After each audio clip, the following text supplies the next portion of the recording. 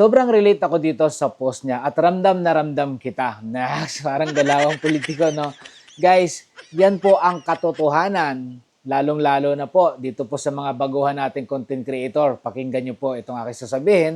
Kung ayaw niyo naman po, ay pwede namang makibalita na lang po kayo. Huwag niyo pong sasanayin yung ating mga viewers or followers na nagsimula po tayo sa pamimigay ng GCash. Taalaman po yan, parapol, etc. Aminado po ako dahil yan po ay ginawa ko rin po nung una, pero agad akong nahimasmasan dahil yan po ay hindi legit.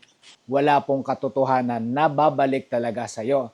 Dahil unang-una, sinanay mo lamang po ang mga tao na kaya po sila makipag-engage sa inyo ay dahil nga pong meron kayong ibinibigay. Wala pong pinagkaiba yan sa buhay.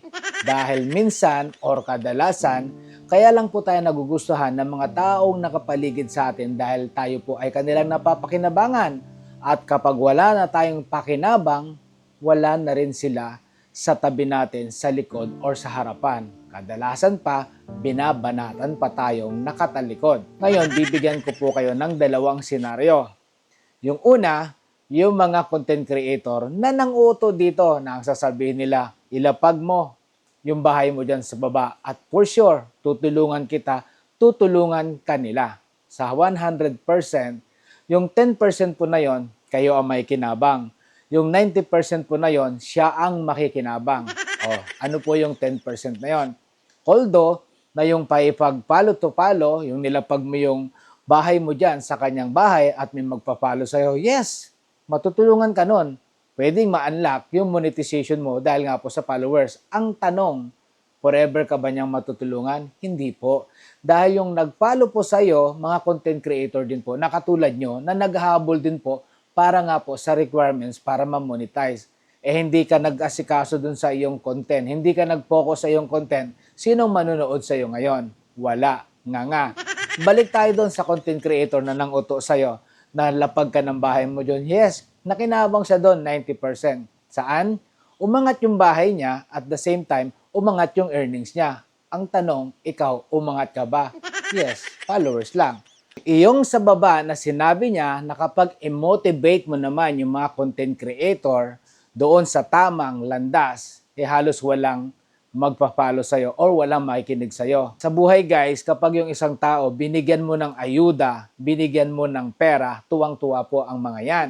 Pero pag bibigyan mo ng kaalaman kung paano sila magkapera, hindi po sila matutuwa niyan dahil mas gusto po nila yung instant money. So ibig sabihin po dito kay Facebook, hindi po sila content creator. Kung hindi, sila po ay nakaabang lamang po kapag po kayo ay may ayuda na binibigay sa kanila. Pag wala na po kayo maibigay sa kanila, sila po ay lilisan na at iwanan ka na. So, ganun din po sa relasyon, guys. Wag mong sasanayan yung nililigawan mo na hindi pa kayo, puro kabigay, puro kabigay, puro bigay. Guys, pag dumating ka na sa punto na wala ka na maibigay, minahal ka lang niya doon sa binibigay mo. Hindi ko nila lahat, pero kalimitan.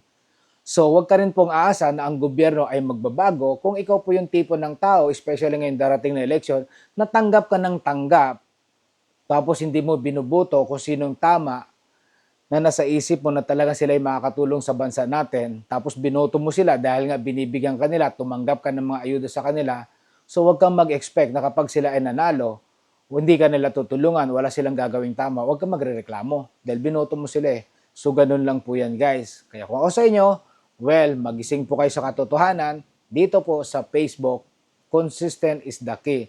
Only your content ang magpapaangat sa iyo dito. Wala na pong iba.